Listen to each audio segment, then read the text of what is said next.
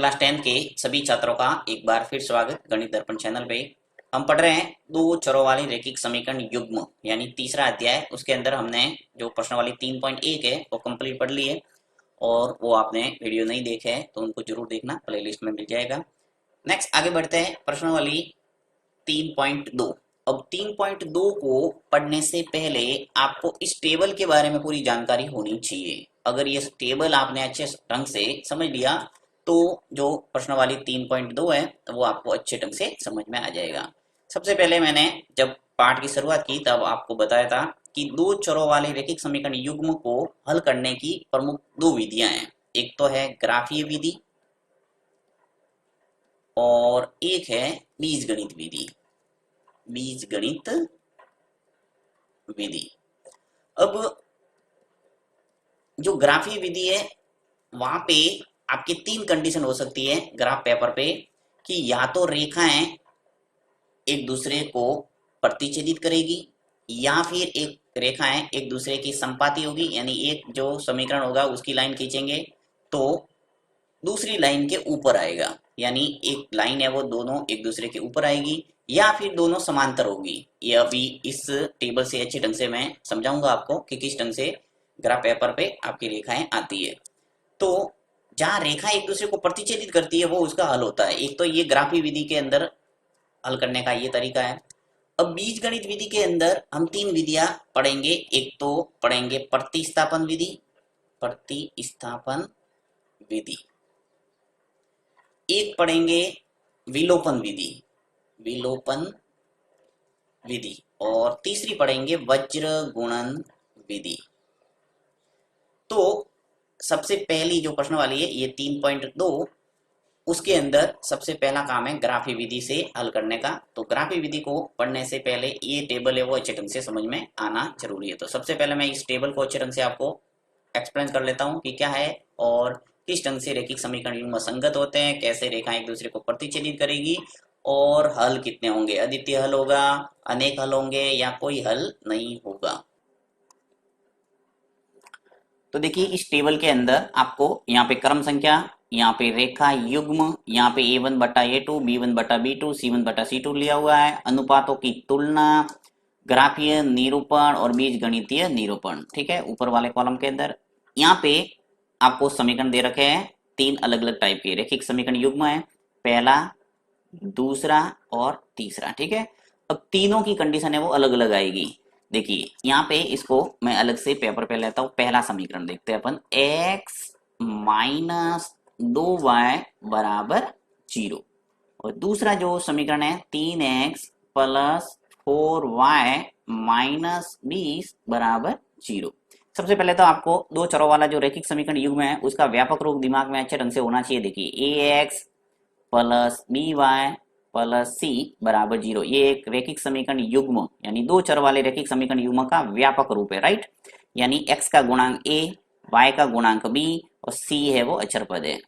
एक रूप दिखना चाहिए। इसके अंदर कोई लुप्त पद है तो उसको 0 माना जाएगा। ओके, तो यहाँ पे जैसे देखिए x माइनस 2y बराबर 0 है, तो इसका मतलब यहाँ पे जो c पद है वो अचर पद है वो नहीं है, तो इसका मतलब क्या हुआ, वो 0 हो गया।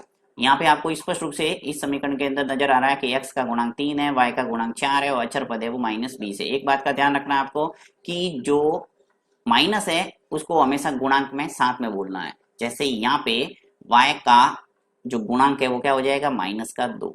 यहाँ पे जैसे y का गुणांक क्या होगा, 4। तो अब देखते हैं यहाँ पे कि ये जो रैखिक समीकरण युग्म है इसमें क्या क्या कंडीशन आएगी। सबसे पहले तो मैं यहाँ पे आपको निर्धारित करके बता देता हूँ कि A1 क्या है, B1 क्या है, C1 क्या है, फिर A2 क्या है, B2 क्या है और C2 क्या है। जब एक समीकरण की बात होती है तब तो हम ये लिखते हैं, पर बात हो रही है यहाँ पे दो चरों वाले रैखिक समीकरण युग्म की। तो युग्म के अंदर हम दो समीकरण लिखते हैं। देखिए यहाँ पे A1x B1y और C1 बराबर 0। दूसरा समीकरण लिखते हैं A2x B2y और C2 बराबर 0। यानी पहले समीकरण के अंदर 1 1 और 1 लिखा है, दूसरे के अंदर 2 2 और 2 लिखा है। ओके, अब यहाँ पे पहले समीकरण में से हम 1 1 निकाल देंगे और दूसरे में से 2 2 निकाल देंगे। कैसे, देखिए ये जो पहला समीकरण है फर्स्ट, इस फर्स्ट के अंदर से मैं सबसे पहले लिखता हूं यहाँ एक आप अच्छे ढंग से समझेंगे तो फिर दूसरे जल्दी जल्दी समझ में आएगा। देखिए यहाँ पे, यहाँ A1 है वो क्या है बताइए मुझे। A1 क्या है, x के आगे जो गुणांक है वो हो जाएगा आपके गुणा A1, यानी x के आगे कुछ नहीं है तो यहाँ पे गुणांक होगा 1। फिर B1 क्या है, B1 देखिए यहाँ पे y के आगे क्या है, माइनस का 2, तो ये हो जाएगा माइनस का 2। आपने नाइन्थ के अंदर अच्छे ढंग से गुणांक निकालना तो सीख लिया है, इसलिए ज्यादा इसमें बताने की जरूरत नहीं होगी मुझे। फिर C है वो यहाँ पे कोई नहीं है तो इसका मतलब 0 हो गया। पद बिल्कुल नहीं है, लुप्त पद है तो उसका गुणांक 0 होगा। फिर A2 की बात करते हैं तो दूसरे समीकरण से तुलना करनी है इसके। देखिए ये पहले समीकरण से तुलना करके मैंने 1 1 निकाल दिए, अब दूसरे से तुलना करके इससे तुलना करना है। तो A2 है वो कितना आ जाएगा, देखिए इस x का गुणांक क्या है 3, तो आ जाएगा 3। B2 क्या है, B2 ये y का गुणांक है वो 4 है, और C2 क्या है माइनस का 20। तो आपके पास सब मिल गया। देखिए A1 B1 C1, सॉरी यहाँ पे C1 नहीं लिखा। फिर A2 B2 और C2, 6 के 6 आपके जो पद चाहिए थे वो आ गए। अब यहाँ पे कंडीशन देखते हैं। ये देखिए यहाँ पे इसने निकाल के A1 बटा A2 निकाला, B1 बटा B2 निकाला और C1 बटा C2 निकाला है।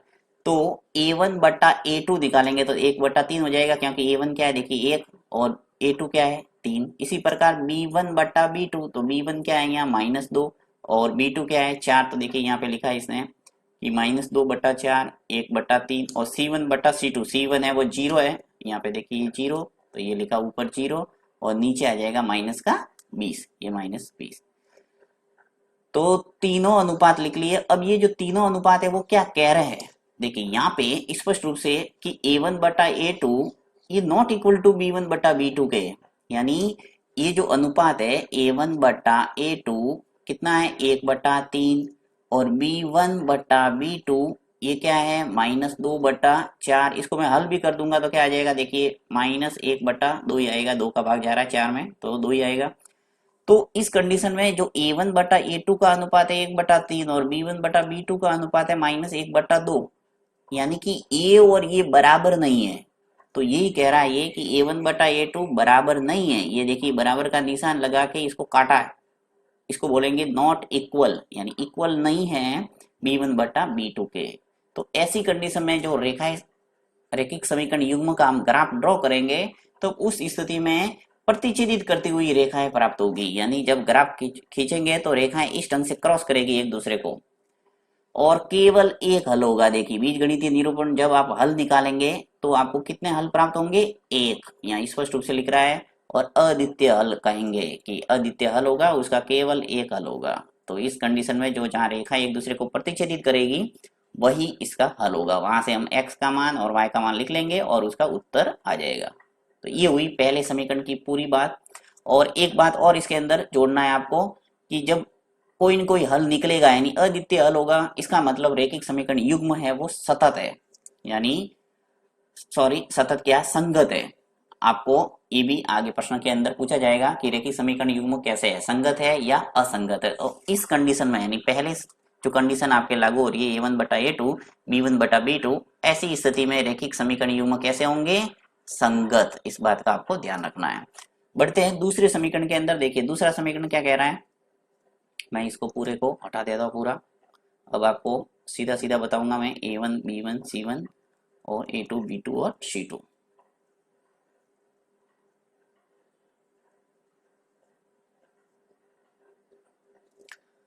बात करते हैं दूसरे समीकरण की। दूसरा समीकरण देखिए क्या है, 2x प्लस 3y माइनस 9 बराबर 0। और दूसरा जो है 4x प्लस 6y माइनस के 18 बराबर 0। अब यहाँ से भी A1 B1 C1 A2 B2 C2 निकाल दो और वहां से अनुपात निकालना। तो देखिए यहाँ पे 2 बटा 4 आ गया A1 बटा A2, फिर B1 बटा B2 क्या आया 3 बटा 6, और C1 बटा C2 क्या आया -9 बटा -18। यहाँ से आप इजीली ले सकते हैं, बताने की जरूरत नहीं है अब। तो देखिए A1 बटा A2 आ रहा है 2 बटा 4, B1 बटा B2 ये क्या आ रहा है 3 बटा 6। यहाँ से सीधा ही देख सकते हैं, देखिए x का गुणांक क्या है 2, तो ये ले लिया ऊपर 2। x का गुणांक दूसरे समीकरण के अंदर क्या है 4, 2 बटा 4 लिख लिया। फिर b1 बटा b2 y का गुणांक 3 बटा 6 लिख लो, 3 बटा 6 लिख लिया। फिर c1 बटा c2 देखिए यहाँ माइनस माइनस साथ में लेना, -9 और -18। हमारे साथ ध्यान रखना ऊपर और नीचे जब माइनस आता है तो माइनस को हटा देना है। अब इसको सरल भी करना है, सबको सरल कर दो। देखो भाग जब दोनों के अंदर किसी एक ही संख्या का भाग जाता है तो देना है, तो 2 का भाग दे दिया एक बार, 4 के अंदर 2 का भाग जा रहा है 2 बार, तो 1/2 आ जाएगा अंतिम, यानी इसको सरल भिन्न में बदलना है। छोटी क्लास के अंदर ऐसे सवाल आते हैं कि भिन्नों को सरल कीजिए, आपने सीखा होगा। अब 3/6, तो 3 का भाग जा रहा है 3 में एक बार, 6 में जाएगा 2 बार। यहाँ पे देखिए माइनस माइनस तो प्लस में चेंज हो गया है, 9 का भाग जाएगा 9 में एक बार, 18 में जाएगा 2 बार। तो आप क्या देख रहे हैं विशेषता कि A1/A2 1/2 आ रहा है, B1/B2 क्या आ रहा है 1/2, C1/C2 क्या आ रहा है 1/2, यानी कि सभी अनुपात है वो बराबर है। तो देखिए यहाँ पे लिख लिया A1/A2 बराबर है B1/B2 के, बराबर है C1/C2। तो ऐसी कंडीशन के अंदर रेखाएं एक दूसरे के संपाती होगी। संपाती का अर्थ जब ग्राफ पेपर पे आप लाइन खींचेंगे, पहले समीकरण की ये लाइन खींच ली, तो दूसरे समीकरण की जब लाइन खींचेंगे तो वो उसके ऊपर के ऊपर बिंदु आएंगे, यानी जो दोनों टेबल बनाएंगे उसके अंदर लगभग लगभग समान मान आपको प्राप्त हो जाएंगे। तो ऐसे ही पूरी उसके ऊपर की ऊपर लाइन आएगी, यानी संपाती एक दूसरे के ऊपर ही, राइट, ऐसे समझ गए। अब ऐसी स्थिति में अपरिमित रूप से अनेक हल होंगे। देखो हल का मतलब क्या है कि रेखाएं एक दूसरे को प्रतिच्छेद करती है तो एक बिंदु उसका हल होता है, जिसे हम पहले देख चुके अद्वितीय हल। रेखाएं संपाती होगी एक दूसरे के ऊपर आएगी तो इसके अर्थ हुआ कि अनेक बिंदु है यहाँ पे और अनेक ही इसके हल हो गए, अनंत हल हो गए। तो संपाती है, अपरिमित रूप से अनेक हल है और हल निकल गया, इसका मतलब रैखिक समीकरण युग्म कैसे होंगे, संगत तो होंगे ही। तो दोनों कंडीशन इसके अंदर भी संगत है, पहले के अंदर और दूसरे के अंदर भी संगत है रैखिक समीकरण युग्म। अब बात करते हैं तीसरी कंडीशन की। तीसरी कंडीशन के अंदर क्या कह रहा है कि देखिए यहाँ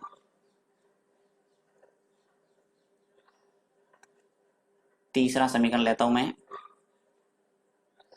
थर्ड। तीसरा है यहाँ पे x प्लस 2y -4 बराबर 0। देखिए यहाँ से मैंने ऊपर वाला समीकरण लिया है। फिर 2x प्लस 4y -12 बराबर 0। ओके, ये आपके समीकरण में से आप इजीली A1/A2, B1/B2 और C1/C2 लिख सकते हैं। तो यहाँ मैं लिख के बता देता हूँ आपको जल्दी से। देखिए A1 क्या होगा, x का गुणांक कुछ नहीं है तो 1, तो ऊपर 1 लिख लो। यहाँ पे नीचे x का गुणांक क्या है 2, तो ये 2 लिख लो। इसी प्रकार B1/B2, तो B1 क्या होगा, यहाँ से 2 लिख लो। और C1 सॉरी B1 ऊपर से आ गया और B2 आ जाएगा नीचे से, y का गुणांक 4। अब इसको सरल करके भी लिख लेता हूँ, 2 का भाग जा रहा है दोनों में तो 1/2 आ जाएगा। और C1/C2 देखिए -4 है ऊपर से और नीचे है -12। माइनस माइनस उड़ा दो, प्लस हो गया और 4 का भाग जा रहा है दोनों में तो एक बार गया और 12 में चला जाएगा 3 बार। अब यहाँ पे आप क्या देख रहे हैं कि जो A1/A2 है वो बराबर है B1/B2 के, ये और ये तो बराबर है, परंतु जो तीसरा है वो बराबर नहीं है, यानी ये कंडीशन लागू हो रही है। A1/A2 बराबर है B1/B2 के but not equal to C1/C2, यानी कि ये अनुपात है वो बराबर नहीं आ रहा है।